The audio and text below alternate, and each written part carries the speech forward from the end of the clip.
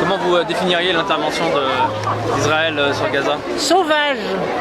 Est-ce que vous avez comme un message à passer aux autres organisations, j'allais dire juives, qui elles soutiennent Mordicus? Pas de crime en notre nom. Hein, pour l'UJFP, d'ailleurs on a une banderole, pas de crime en notre nom.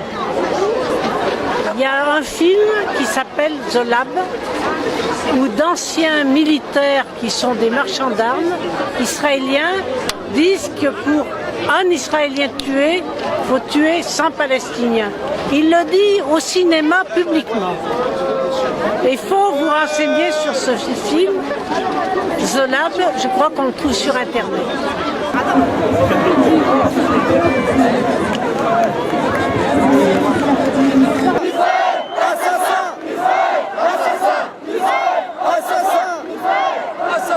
Alors aujourd'hui on a vu beaucoup de monde dans cette manifestation, est-ce que vous savez à peu près combien de personnes étaient présentes aujourd'hui? On évalue à 6000. 6000 personnes? 6000 personnes dans les rues de Lyon aujourd'hui. Et quel était le mot d'ordre aujourd'hui pour la manifestation? D'abord c'est un mot d'ordre de solidarité avec Gaza.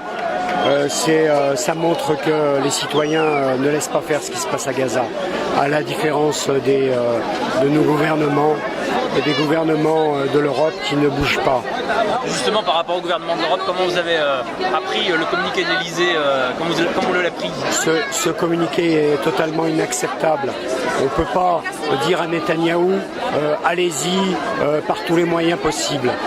Pour nous c'est un permis de tuer qui a été délivré à Netanyahou par M. Hollande. Donc ça c'est totalement inacceptable et c'est tout à fait indigne de la France. Vous avez parlé aussi de nouvelles fraîches qui sont arrivées de Gaza, apparemment il y a des bombardements d'hôpitaux, vous pouvez nous en dire deux mots? Oui, là on vient d'avoir un message en direct puisqu'il y a un bombardement sur l'hôpital El Wafa. Et les gens sont dans une situation extrêmement difficile.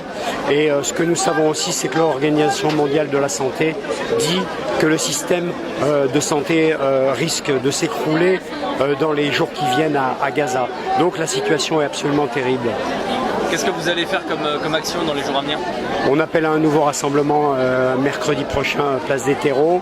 Et peut-être que dans les jours qui viennent aussi, on appellera une nouvelle manifestation. On va voir comment évolue la situation. On espère très fortement que les bombardements s'arrêtent sur Gaza et qu'on arrête ces crimes qui sont des crimes de guerre mais aussi des crimes contre l'humanité.